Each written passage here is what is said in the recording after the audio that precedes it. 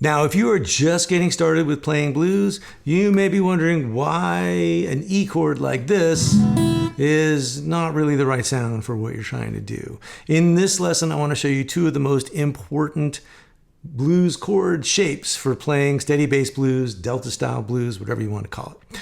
So just a couple of shapes, but also how to use them and how to play them, because that's important too. It's not just what you play, it's also the way that you play it.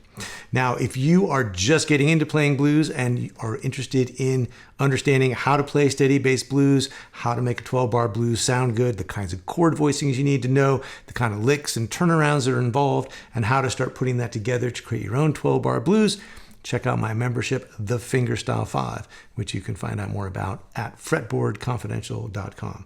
I have a new class inside the membership called the 6-Week Start that will take you through playing steady bass blues from scratch, showing you how to get your thumb going, how to get that shuffle groove, what kind of chords to play, how to start getting up the neck, all that kind of important stuff.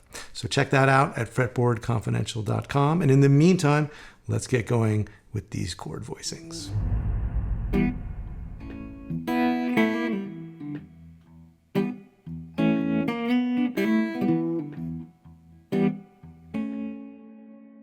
Okay, the first chord we're going to look at is this E7 chord, and more particularly where it comes from and why it works. So if you start off just thinking about an open position chord like a D7 with the root and the fifth and the flat 7 and the third, I know I just got done saying like those open chords are not going to work, but if we take this shape and then we move it up a whole step, 2 frets, and put an E in the bass, now we have a really cool E7 chord. And because we're playing fingerstyle, the fact that we're not playing anything on these 2 strings, the fact that we're not fretting anything down here to complete the chord, doesn't matter, because we're just going to have the bass playing the low string and the fingers playing the top 3 strings. So we can get away with that, which is super cool. Now there is a related chord that's in the same family where if you take your pinky off the high string, now you get the 5th and the flat 7 and the root on the 4th fret of the 3rd string, the 3rd fret of the 2nd string, and the open high string. And both of these are really important. And so you can put the bass on all the strong beats, 1, 2, 3, 4, and then you can start to play this chord with the open high string or with the 4th fret on top. And this is also that sound that you hear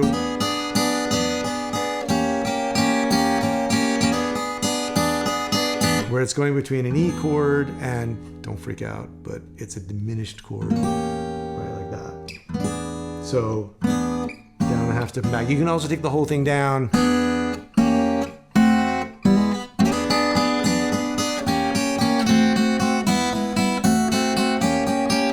Thing just slides down and up, and it's a really cool sound. You can also alternate when the pinky is on top and when it isn't, which I did not know until I was reading through Happy Trom's book on Brownie McGee and pointed this out, and I was like, oh my god, that's that sound.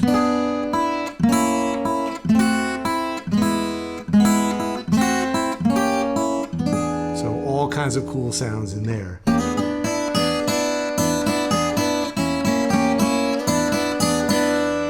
And then, bonus, you could go up here to the 7th fret, 5th fret, and 7th fret, and also get an E7 chord. So this is the flat 7 and the root and the 5th. And the 3rd place you can go is up here. And so we're really just taking E shapes up the neck on the top 3 strings. And this one is really important because, well, here's the root and the 3rd and the root again, or the flat 7. But this is that sound that you hear.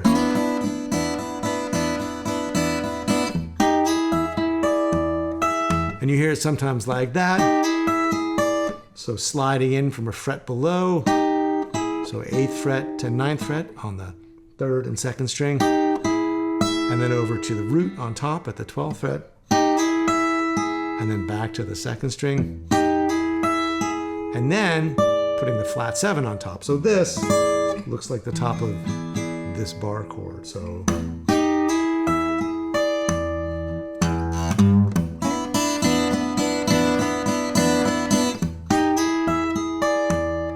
and sometimes you will also hear that sound where you come into the chord on the 2nd and 3rd string like before, go to the root on top, and then come down 1 fret at a time to get to the flat 7. Also a very cool sound. So once you have a couple of these shapes,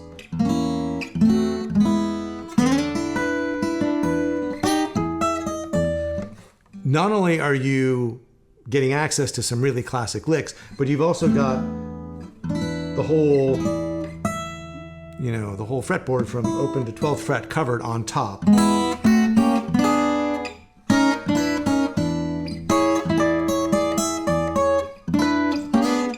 Which means you can start to make up little melodies and do other stuff on top, and all of that is very cool. And the other thing is that these shapes are movable. So you can take this shape and you can play it for the A chord down here, basically in open position, 2nd fret, 5th fret.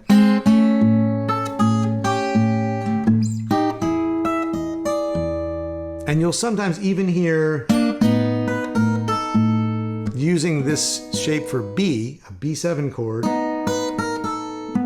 with the 4th fret, and then the 7th fret on top, and just playing an A in the bass, because it's really hard to get a B in the bass here.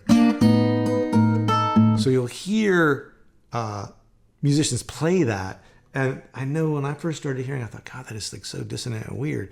And the more I listened to it, the sort of the cooler it started to sound, because it's just this idiomatic sound that if people are using it, you're like, oh, I guess I'll use it too. And it is, in theory, it works because this is putting the 7th A, the flat 7 of the B7 chord in the bass. I don't think that's how Layton Hopkins or Mance Lipscomb were thinking about it, but that is kind of how it works. So you can do a little exercise where you go through the chords and you use this for the E, and then maybe you go up here.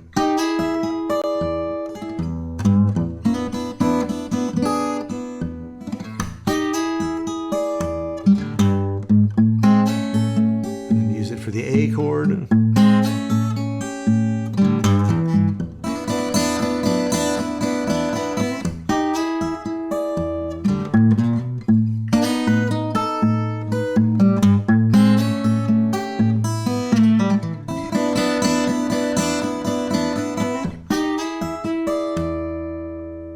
And so that can be really effective also. So just these few essential chord shapes and a couple of ideas about what to do with them can really get you started down the path of getting that traditional blues sound when you're playing with a steady bass. And again, if you are just getting started with fingerstyle blues and you're struggling to get that steady bass coordination together between your thumb and your fingers, check out my membership, the Fingerstyle Five, at fretboardconfidential.com. There are traditional blues tunes to learn. There is tab for all of the exercises and examples and tunes. And there is the new 6-week start, which is specially designed to help the beginning fingerstyle blues guitar player get started playing the steady bass, learning chords up the neck, getting basic technique and licks and turnarounds together so you can start to put together your first 12-bar blues choruses. So check that out. And in the meantime, if you've got a question or a comment about today's lesson, leave it for me down below. I would love to hear from you. And as always, thanks for watching. I'll see you next time.